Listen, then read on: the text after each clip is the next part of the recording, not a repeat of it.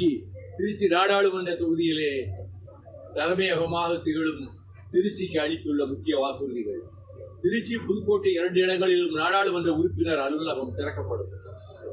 திருச்சி மாநகரின் போக்குவரத்து நெரிசலை குறைக்க தமிழக அரசுடன் இணைந்து சிறப்பு திட்டங்கள் உருவாக்கப்படும். வெல் தொழிற்சாலை நலிவிலிருந்து மீட்க நடவடிக்கை எடுக்கப்படும். வெல் நிறுவனத்தை நம்பியிருக்கும் சிறு குறு நடுத்தர தொழிற்சாலைகள் பாதுகாக்கப்படும்.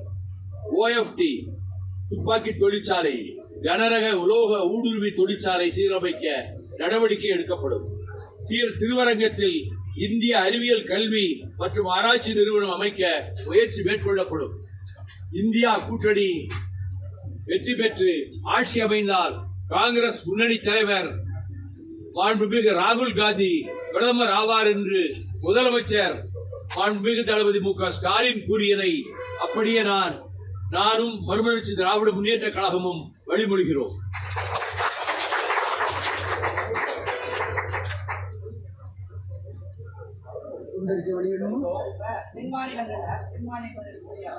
ஒரு சில இடங்களில் மட்டும்தான் இந்த மாதிரி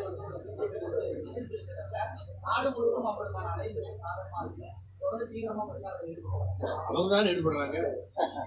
நாங்க எங்களுக்கு பெரிய பிரச்சாரம், எல்லா கட்சியும் நாங்க தான். கன்னியாகுமரியில இருந்து இமயமலை வரைக்கும் எல்லா இடத்துலயும் நாங்க தான் ஜெயிப்போம். எல்லா கட்சியும்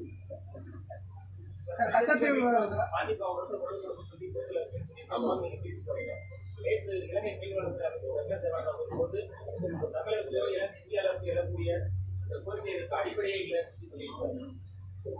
அவர்கள் ஒரு இனத்தை அழித்த அகம்பாவத்திலும் ஆணவத்திலும் இருந்து கொண்டு பேசுகிற பேச்சு. ஒரு சுண்டைக்காய் நாடு. இங்கே இருக்கக்கூடிய கோடானு கோடி தமிழர்கள் பலத்த மூச்சு விட்டாலே காற்றிலே பறந்து போகக்கூடிய ஒரு நாடு. அவர்கள் நாங்கள் மாற்ற மாட்டோம் என்று சொல்வது அன்றைய சூழ்நிலையில் அன்றைக்கு கச்சத்தீவை இலங்கைக்கு தாரை வார்த்து கொடுக்க அன்றைய நெருக்கடி நிலை காலத்தில் மத்திய அரசு உறுதியாக நின்றது. ஆனால் அவனால் ஏற்படும் பாதிப்புகள், மீனவர்கள் பாதிப்பு, இதையெல்லாம் யோசித்துத்தான் அதற்கு பிறகு கச்சத்தீவை கொடுப்பதில்லை, கொடுத்ததை திரும்ப பெற்றுக் கொள்வோம் என்ற முடிவுக்கு திராவிட முன்னேற்ற கழகமே வந்தது. கச்சத்தீவை கொடுக்க போகிறோம் என்று சொல்லுகிற போது சட்டமன்றத்திலே அன்றைய முதலமைச்சர் டாக்டர் கலைஞர் அவர்கள் இதை நாம் கொடுக்க முடியாது, இது நம்முடைய உரிமை என்று சட்டமன்றத்திலே சொன்னார். ஒரு தீர்மானமும் கொண்டு வந்தார். நாடு முழுவதும் அதை பற்றிய விளக்க பொதுக்கூட்டங்களை நடத்தினார். அன்றைக்கு பெரிய மெஜாரிட்டியுடன் சர்வ அதிகாரங்களை கொண்ட நெருக்கடி நிலை காலத்தில் மத்திய அரசு அதை பொருட்படுத்தவில்லை, அதை கொடுத்து விட்டார்கள். அந்த விஷயத்துல குறிப்பா அவங்க சொல்றது திமுக தான் பயந்துட்டு கொடுத்தாங்க அப்படின்னு சொல்றாங்க. எதிர்கட்சிகள் பயங்கர மகிழ்ச்சியோடு கொடுத்தாங்கன்னு சொல்லுவாங்க. இவ்வளவு பெரிய பிரச்சனை ஆயிருக்கு, தமிழ்நாடு கூட இன்னைக்கு பேசு பொருள் ஆயிருக்கு. அவங்க அப்படித்தானே சொல்லுவாங்க எதிர்கட்சியில. ஆரம்ப காலத்திலிருந்து கச்சத்தீவு நமக்கு சொந்தம், ராமநாதபுரம் அரசருக்கு சொந்தம், இது நம்முடைய பூமி, நம்முடைய தீவு என்பதைத்தான் நாடாளுமன்றத்திலேயே நான் பேசியிருக்கிறேன். அந்த நிலைப்பாட்டிலே நான் உறுதியாக இருக்கிறேன். சாத்தியம்தான். நீங்க நாடாளுமன்றத்திலே வைத்த 2 அவைகளிலும் அதை பாஸ் பண்ணணும், அதை நிறைவேற்றணும். அதற்கு பிறகு சுப்ரீம் கோர்ட்டுக்கு தமிழ்நாடு முதலமைச்சர் ஒரு வழக்கு தொடுத்தார். திமுகவும் அந்த வழக்குக்கு துணையாகத்தான் இருக்கிறது. ஆகையினால நீதிமன்றமே முடிவெடுக்கலாம். 2 சபையிலையும் நிறைவேற்ற வேண்டிய முக்கியமான பிரச்சனையை, ஒரு அங்குல மண்ணை கூட, இந்திய மண்ணை இன்னொரு நாட்டுக்கு தாரை வார்க்க யாருக்கும் அதிகாரம் கிடையாது.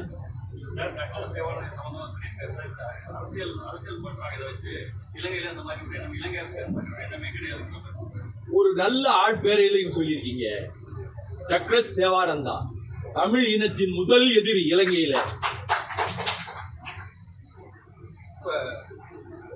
சம்பந்தமா கச்சத்தீவு சம்பந்தமா முதல்வர் மறைந்த முதல் ஜெயலலிதா உச்ச நீதிமன்றத்தில் வழக்கு தொடுத்தா சொல்லியிருந்தாங்க. அப்புறம் வாஜ்பாய் இது சம்பந்தமா வழக்கு தொடுத்தா சொல்றாங்க. அந்த வழக்கோட நிலைமையில பெண்டிங்கிலே இருக்கு. அதை விரைவுபடுத்துறதுக்கு ஏதாவது வழி இருக்குல்ல? முயற்சி, தேர்தல் முடியட்டும், அதை விரைவுபடுத்துவதற்கு முதலமைச்சர் நடவடிக்கை எடுப்பார். நானும் உடனிருந்து அதற்கு ஏற்பாடு செய்வதற்கு உதவியாக இருக்கு. கூட்டணி கட்சியோட களம் பார்த்துச்சு. உறுதியா வந்து தனி சின்னத்தோட